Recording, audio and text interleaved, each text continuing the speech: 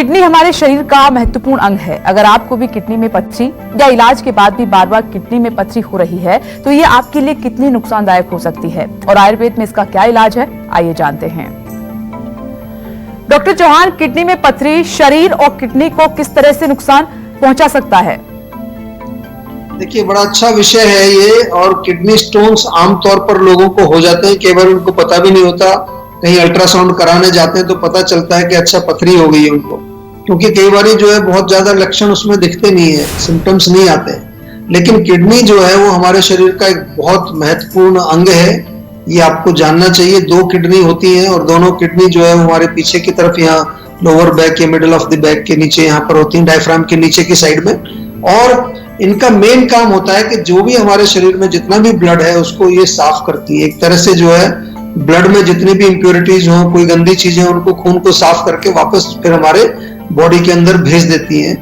एक किडनी के अंदर लाखों नेफ्रॉन्स होते हैं, छोटे छोटे से नेफ्रॉन्स होते हैं, जिनको हम कह सकते हैं वो छलनी का काम करते हैं, छानते हैं, वो ब्लड को छानते हैं। तो जब किडनी अगर हो जाए, किडनी में अगर स्टोन हो जाएगा तो सबसे पहले तो जो किडनी का फंक्शन है उसमें प्रॉब्लम आने वाली है आपको।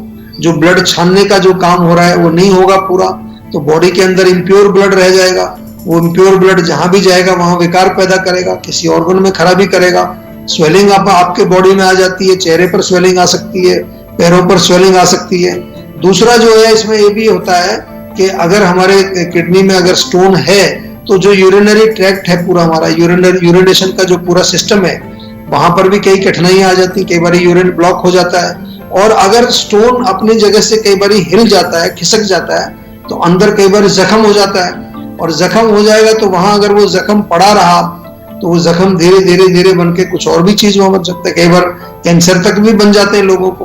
तो इस रोग को जो है अक्सर लोग लाइटली लेते हैं। स्टोन है, कई लोग आते हैं, स्टोन है उनको, आते किसी और रोग के लिए, जब हम पूरा कंसल्टेशन करते हैं तो कहते हैं जी किडनी में स्टोन भी है, उसके लिए क्या करें? उसके लिए कुछ नहीं कर रहे, डॉक्टर ने कहा है कि कोई बात नहीं, पानी वानी पीते रहिए बस।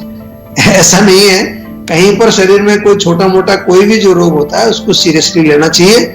और बहुत सारी चीजें आप कर सकते हैं, घर पे रहकर भी कई उपाय आप कर सकते हैं। उस सब के बारे में आज आपसे बात करेंगे, ध्यान से सुनिए। बहुत अच्छा विषय है। बहुत सारे लोग हैं ऐसे जिनको किडनी स्टोन होते हैं, कईयों को बार बार होते हैं, ठीक करने के बाद फिर दोबारा हो जाते हैं। वो क्यों होते हैं उसके बारे में भी आपसे विस्तार से बात करेंगे।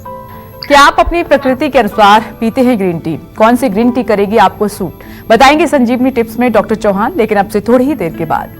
सर, अगला सवाल यह है कि किडनी में अगर पथरी है तो इसके अर्ली साइन क्या हो सकते हैं?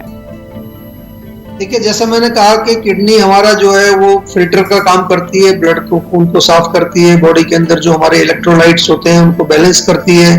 तो कई तरह के अर्ली साइंस उसमें दिख सकते हैं। सबसे पहले तो बॉडी में कई लोगों को हल्की सी थकान सी महसूस होती है, क्योंकि खून पूरा साफ नहीं होगा तो उसमें बॉडी में कई बार थकान महसूस होगी।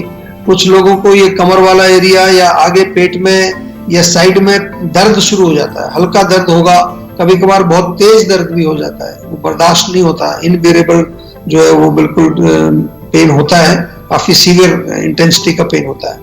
या फिर पेशाब में रुकावट हो जाती है, पेशाब रुक रुक करके आता है, या पेशाब में जलन हो जाती है कुछ लोगों को।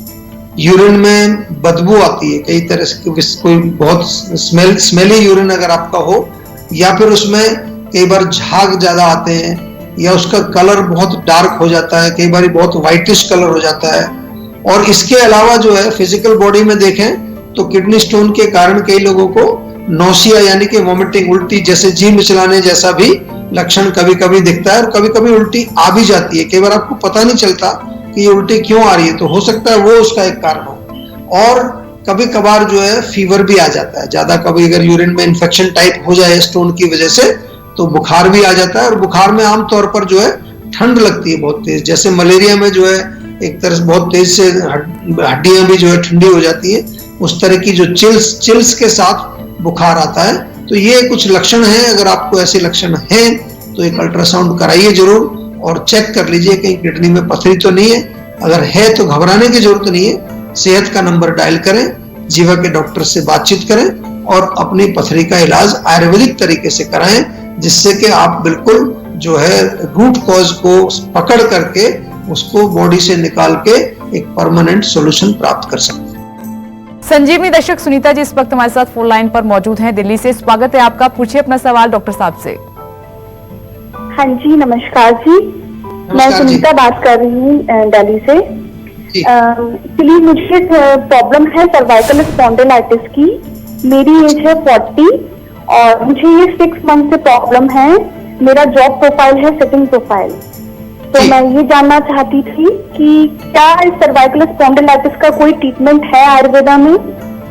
देखिए, बिल्कुल ट्रीटमेंट है। और ट्रीटमेंट में जो आपने कारण तो आपने खुद ही बता दिया, आपका सिटिंग जॉब है। और सिटिंग जॉब में आम तौर पर लोग जब काम करते हैं तो पोस्चर उनका गर्दन का विशेष रूप से गर्दन थोड़ी आगे झुक जाती है, चाहे आप कंप्यूटर पर काम करते हैं चाहे लिखने का काम करते हैं। तो ये पीछे की जो हमारी मांसपेशियां हैं यहाँ की, ये मांसपेशियां टाइट हो जाती हैं, अकड़ जाती हैं। इसी को जो है सर्वाइकल बोल देते हैं, क्योंकि वहां पर जो हमारी सर्वाइकल वर्टेब्रा है वो थोड़ी खिंच जाती हैं। वहां कई बार जो है डिस्क निकल आती है बाहर, कभी कभार कोई नस दब जाती है, इससे हाथ में पेन आता है। नाम जो है काफी भारी भरकम है, लेकिन मैं आपसे निवेदन करता हूं कि नाम तो आपने समझ लिया, सर्वाइकल स्पॉन्डिलाइटिस या जो भी नाम आपको दिया गया है, उसका थोड़ा अर्थ भी समझने की कोशिश किया करो कि आखिर हुआ क्या है, प्रॉब्लम क्या है।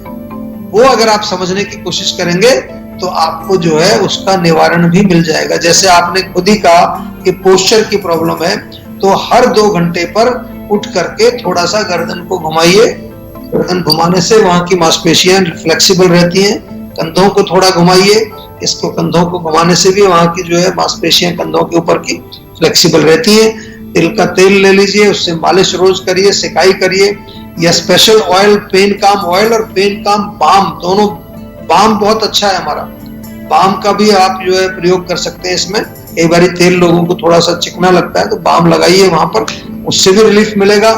और अगर इंटरनल कोई कारण इसका है, ये तो मैंने पोस्चर के लिए बताया, अगर इंटरनल कोई कारण है यानी कि पेट की खराबी है या फिर जो कोई किसी तरह का वात या पित्त कफ दोष जो हमारे होते हैं उनमें इम्बैलेंस है, फिर इंटरनल मेडिसिन इसमें लेनी पड़ेगी। आप ऐसा नहीं समझिए कि केवल एक्सरसाइज करने से, मालिश करने से ठीक हो जाएगा।